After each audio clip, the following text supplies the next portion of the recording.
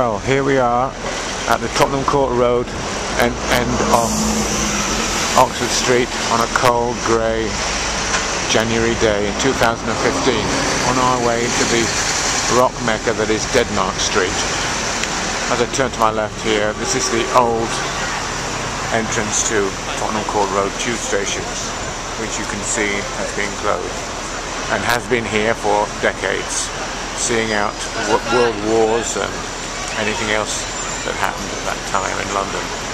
As I move slowly to my left here, we see the glass and steel monolith that is Boris Johnson's legacy to Crossrail and London. As you can see, characterless nothingness. But hey, this is what you call progress. We move slowly.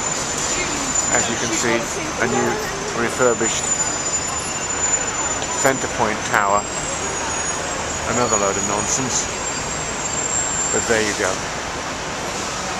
Now we venture on to Demise Street. This area has been totally renovated and has lost any character that was built up over the last decades of time in London. Here we are at what's left of the old Astoria concert hall, which has been removed for the Crossrail development. A venue that was used by just about any band that was successful in the last 20-30 years.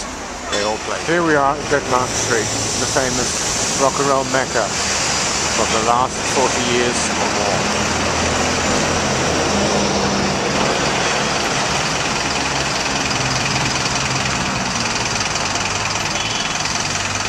As we move on down, you can see the music shops that have been here for decades.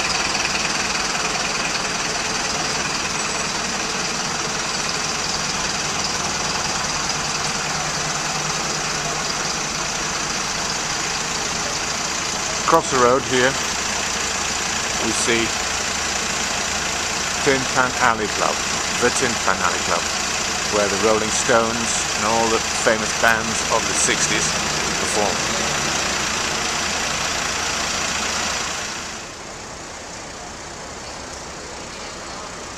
Famous Macari's music shop.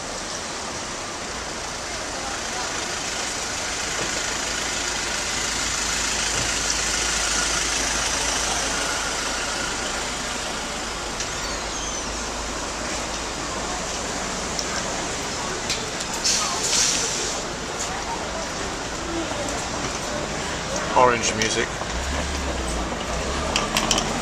orange amplifiers.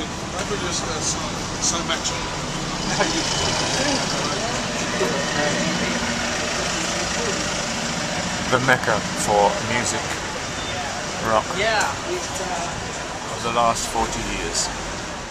Just along here was the site of the old Sex Pistols rehearsal room cum flop house, where I in fact rehearsed myself with Paul Cook in the late 70s.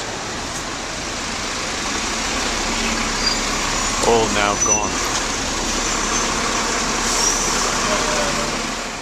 Demise Street was the home for many music publishers, including the publishers of the Beatles, Dick James Music, and various other famous music publishers. Elton John worked here as a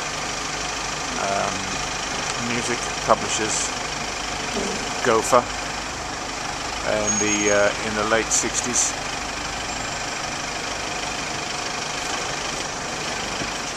Here we have the 12 Bar Club, which they're having a campaign to react against the closure of the club due to the renovation of the street. The 12 Bar Club has been here for the last 2 decades and has seen lots of famous musicians play this club.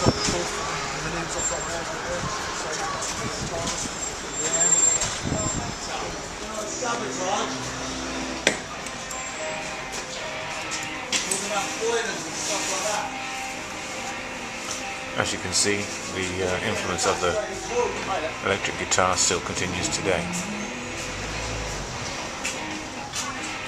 But I would suggest you don't give up your day job.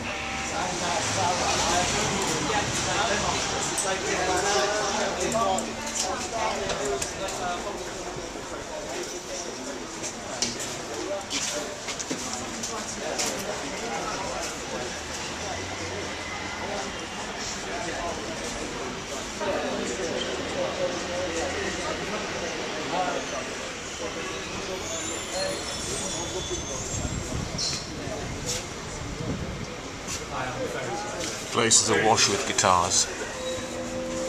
As you can see, it is the mecca of electric guitars and rock and roll.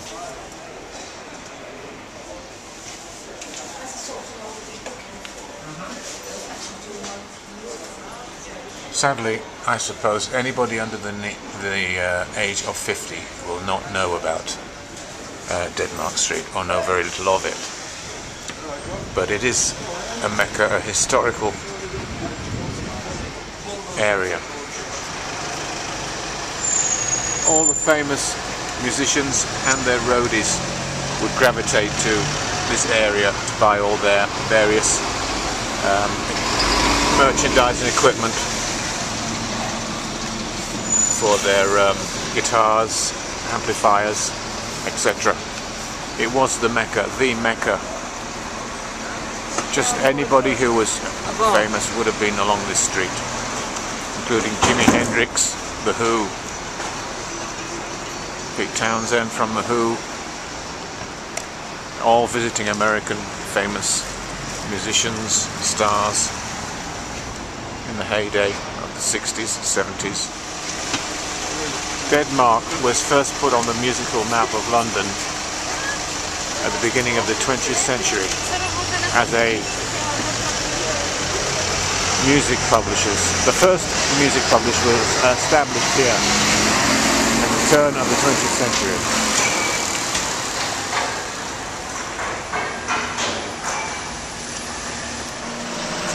Here we have the site of the old Tin Pan Alley Club, where all the famous bands of the 60s performed, including the Rolling Stones.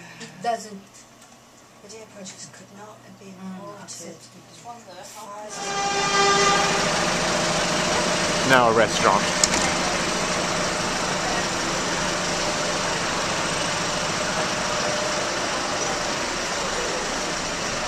Here we have one of the many music shops along this street.